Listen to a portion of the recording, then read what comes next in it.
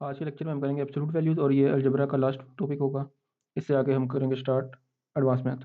Absolute value पे आते हैं। है तो ये एडिशनल टॉपिक लेकिन अलजेब्रा के साथ ही मिला देते हैं क्योंकि समझ में आपको आसानी रहेगी इसके साथ। एब्सोल्यूट वैल्यू का कंसेप्ट ये है कि एब्सोल्यूट वैल्यू बताती है हमें मैग्नीट्यूड। एब्सोल्यूट वैल्यू बताती है magnitude. Absolute value of some number 3 is 3 sorry 3 but absolute value of negative number is the positive version of itself. इसको अगर एक और पर्सपेक्टिव से देखा जाए तो हमें एब्सोल्यूट वैल्यू बताती है डिस्टेंस फ्रॉम ओरिजिन। ओरिजिन यानी कि यहाँ पे नंबर लाइन पे जीरो होगा, डिस्टेंस फ्रॉम जीरो। अब जिस तरह हम अगर -5 की बात करते हैं, -5 की एब्सोल्यूट वैल्यू भी 5 है और 5 की एब्सोल्यूट वैल्यू भी 5 है। इसका मतलब ये है कि नंबर लाइन पर 0 से दोनों इक्वल यूनिट्स पे दूर हैं। यहाँ पे 5 है, यहाँ पे -5 होगा करके, तो 3 4 1 2 3 4। तो यहाँ से जाते जाते भी 5 यूनिट्स आएंगे, 5 यूनिट्स बाद -5 आएगा, यहाँ से जाते जाते भी 5 यूनिट्स बाद 5 आएगा। तो इस वजह से ये मैग्नीट्यूड बताता है रिगार्डलेस ऑफ द साइन। तो बात का मकसद ये है कि absolute value never gives you, can not give negative answer. Okay हो गया। इसके अलावा हमने किसी भी वैल्यू को एब्सोल्यूट वैल्यू का सॉल्व करना हो, समझो हमारे पास ये एक इक्वेशन है इक्वल टू 7, तो हम इसको दो तरीके से सॉल्व करेंगे। एक तो हम कर देंगे x इक्वल टू 7 और एक होगा x इक्वल्स -7। इसकी वजह ये है कि जब हम दोनों वैल्यूज में बैक इन पुट करेंगे, प्लग इन करेंगे, तो हमारे पास आंसर क्या आएगा। अगर हम 7 पुट करते हैं तो ये भी इक्वल टू 7 होगा, और अगर -7 पुट करते हैं तो ये भी इक्वल्स टू 7 होगा। तो आंसर सेम रहेगा, इसलिए दोनों आंसर करेक्ट हो गए। इस तरह अगर हमारे पास कोई भी और भी इक्वेशन आ जाती है, लेट्स सपोज हमारे पास इक्वेशन आती है 2x + 1 इक्वल्स 4, तो इसको भी हम सेम वही काम करेंगे। 2x + 1 इक्वल्स 4 और 2x + 1 इक्वल्स -4। इससे आंसर निकालेंगे। 2x equals 3, x equals 3/2।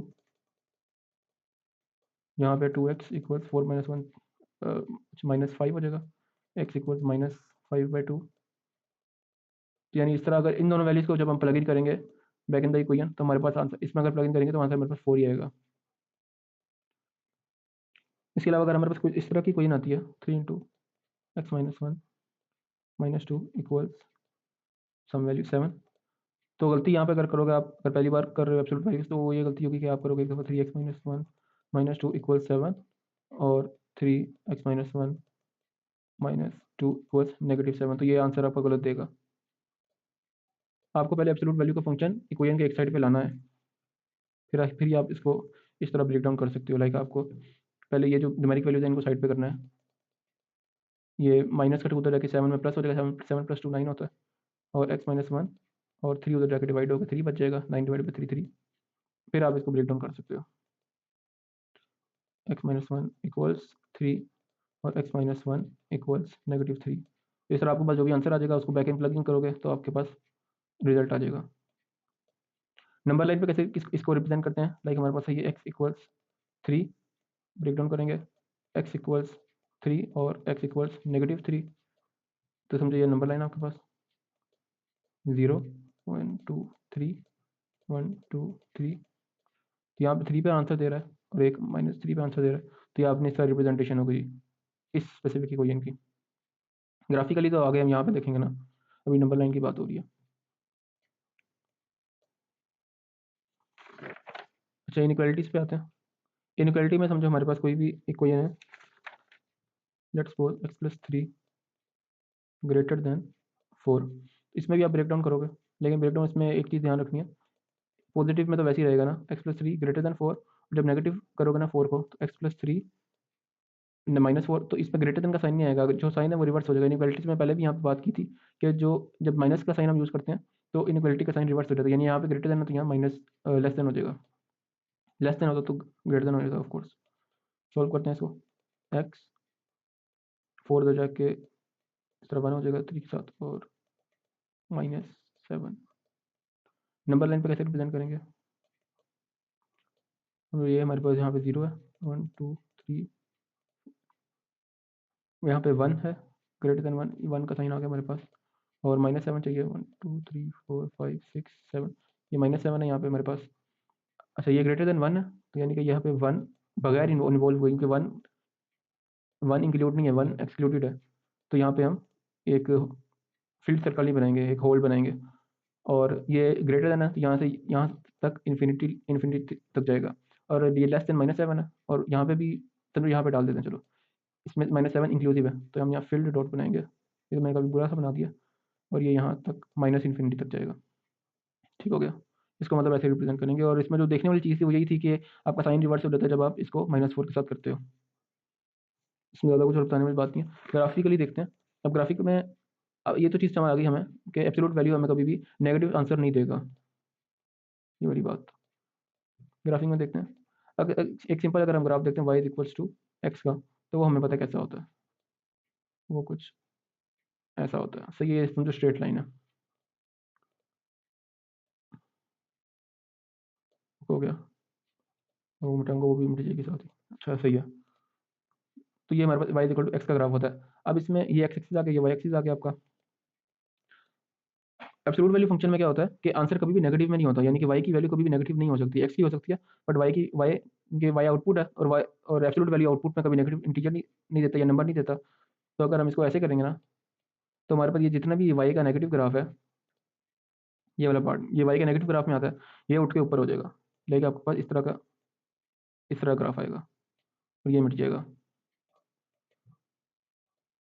यानी आपके पास एब्सोल्यूट वैल्यू फंक्शन का ये ग्राफ बन जाएगा। ओके जी, नेगेटिव कभी भी नहीं होगा, इस रीजन में कभी भी एब्सोल्यूट वैल्यू का ग्राफ लाई नहीं करेगा। अब कुछ चेंजिंग देखते हैं एब्सोल्यूट वैल्यू को ग्राफ में। ये तो हो गया y इक्वल टू इसका ग्राफ। अब अगर हमारे पास इसका ग्राफ है y इक्वल टू माइनस इसका, तो अब इसमें सारी वैल्यूज नेगेटिव होंगी, क्योंकि इससे तो पॉजिटिव स्टफ आएगा जितना भी आना है एब्सोल्यूट वैल्यू फंक्शन, और बाहर माइनस लगा हुआ है, यानी कि हमारे पास सारी वैल्यू ग्राफ की नेगेटिव होंगी। वो इस तरह का ग्राफ आएगा आपका। इसमें रिफ्लेक्शन वाला कंसेप्ट भी है कि ये एक्स एक्सिस से रिफ्लेक्ट हो जाएगा। इसके अलावा अगर हमारे पास आता है y इक्वल्स टू इसका ग्राफ, अब इसका ग्राफ भी सेम रहेगा, सॉरी यार, इस तरह, क्योंकि इसकी value is same as this, minus से एब्सोल्यूट वैल्यू को फर्क नहीं पड़ता, इसलिए वही सेम ग्राफ रहेगा। इसके अलावा अगर हम कुछ चेंजिंग्स करते हैं ग्राफ में, लाइक हमारे पास है y इक्वल्स एक्स प्लस 1। जब हम ट्रांजिशंस की बात कर रहे थे ना लीनियर इक्वेशंस में, ट्रांजिशंस की बात, उसमें हमने टेल से बात की थी, कहाँ गया वो कंसेप्ट, हाँ ये एक्स प्लस सी वाला, कि मूव लेफ्ट यूनिट लेफ्ट सी यूनिट्स। जब हम एक्स में चेंजिंग करते हैं, कुछ ऐड करते हैं, तो वो लेफ्ट हो जाता है सी यूनिट्स। एब्सोल्यूट वैल्यू में भी हम यही कर रहे हैं कि हम एक्स की वैल्यू में चेंज कर रहे हैं, तो ये लेफ्ट चला जाएगा ग्राफ सी यूनिट, यानी कि एक्चुअल ग्राफ होता है यहाँ पे बनता है, ये मतलब इवनली होता है, यहाँ दोनों लाइन इवनली होती हैं। और इस केस में क्या होगा कि ये लेफ्ट हो जाएगा सी यूनिट, सी मतलब यहाँ पे सी की वैल्यू 1 है, तो ये लेफ्ट हो जाएगा 1 यूनिट, यहाँ पे ग्राफ बन जाएगा। इस तरह अगर हम y की वैल्यू में कोई चेंज करते हैं, like y equals x plus 2, तो इसमें क्या होगा, इसमें y की वैल्यू में चेंज है और +2 है, तो ये हो जाएगा मूव अपवर्ड्स, अगर आपको याद हो, ये मूव अपवर्ड हो जाएगा 2 यूनिट्स, ये 2 वैल्यू 2 है तो 2 यूनिट्स अपलोड होगा, अपवर्ड होगा, यहाँ पे ग्राफ बन जाएगा। इसके अलावा अगर हमारे पास कुछ इस तरह की कोई है ना, 4 माइनस 2 एक्स प्लस 1। अच्छा, इसमें अब पहली चीज़ तो हमें ये देखनी है कि ग्राफ की डायरेक्शन क्या होगी। अब इन सारे ग्राफ्स में हमने क्या देखा कि इसकी स्लोप क्या है, इस इक्वेशन की स्लोप क्या है, मतलब ये एक्स के साथ क्या वैल्यू है, एक्स के साथ 1 है, यानी कि पॉजिटिव स्लोप है, तो पॉजिटिव स्लोप में ग्राफ ऊपर की तरफ जाता है। हमने इस ग्राफ में देखा, इसमें नेगेटिव स्लोप थी, नेगेटिव स्लोप में ग्राफ नीचे की तरफ खुला। इसमें भी पॉजिटिव स्लोप है, क्योंकि जब ये रिजल्टिंग ये वाला आया और इसके साथ पॉजिटिव साइन है बाहर, कोई मतलब नेगेटिव साइन नहीं लगा हुआ, तो फिर ये ग्राफ अपवर्ड डायरेक्शन में खुला। इसमें भी स्लोप 1 है, यानी कि पॉजिटिव है, इसमें भी स्लोप 1 है। इसमें क्या है, स्लोप हमारे पास 2 है, यानी कि ग्राफ ज़्यादा स्टीप होगा। समझो अगर ये पॉजिटिव 2 होता, तो ग्राफ ऐसे होने की बजाय थोड़ा ऐसे होता, यानी कि ज़्यादा स्लोप होती उसकी। लेकिन यहाँ पे तो अभी हमने -2 लिया ना, तो ग्राफ स्टीप भी ज़्यादा होगा, और -2 की वजह से इसकी स्लोप नेगेटिव हो जाएगी, और ये नीचे की तरफ खुलेगा। और किस पॉइंट से खुलेगा वो अभी हम डिटरमिन कर लेते हैं, वो जो हमने रूल्स पढ़े हुए हैं उसके हिसाब से।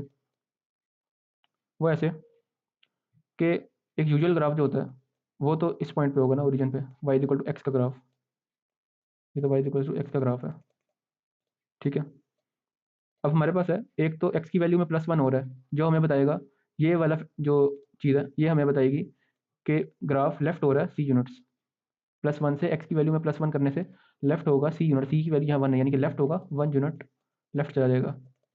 और मजीद हमें 4 क्या बता रहा है, 4 हमें बता रहा है, अब ये जो 4 की वैल्यू है ये पॉजिटिव है नेगेटिव है, ये यहाँ पे पॉजिटिव है, तो पॉजिटिव 4 हमें बता रहा है कि जो ग्राफ है ये मूव अपवर्ड होगा 4 यूनिट्स, अपवर्ड 4 यूनिट्स। इसके अलावा जो हमें 2 है, 2 2 हमें बता रहा है कि ग्राफ की स्टीपनेस कितनी होगी, इसकी स्लोप क्या होगी। और जो नेगेटिव साइन है इसके साथ, ये हमें बता रहा है कि ग्राफ कौन सी डायरेक्शन में होगा, डायरेक्शन बता रहा है। तो अगर नेगेटिव होता है तो ये ग्राफ डाउनवर्ड खुलता है। सही हो गया, मतलब सारी इक्वेशन के कंपोनेंट समझ आ गए आपको। तो वही ग्राफ बनाते हैं। पहली चीज़ कि लेफ्ट होगा 1 यूनिट, 1 यूनिट हमने लेफ्ट कर लिया। फिर वो बता रहा है कि अपवर्ड होगा 4 यूनिट्स, 1 2 3 4, यानी कि ग्राफ यहाँ से शुरू होगा और जाएगा कहाँ पे, वो हमें बताएगा।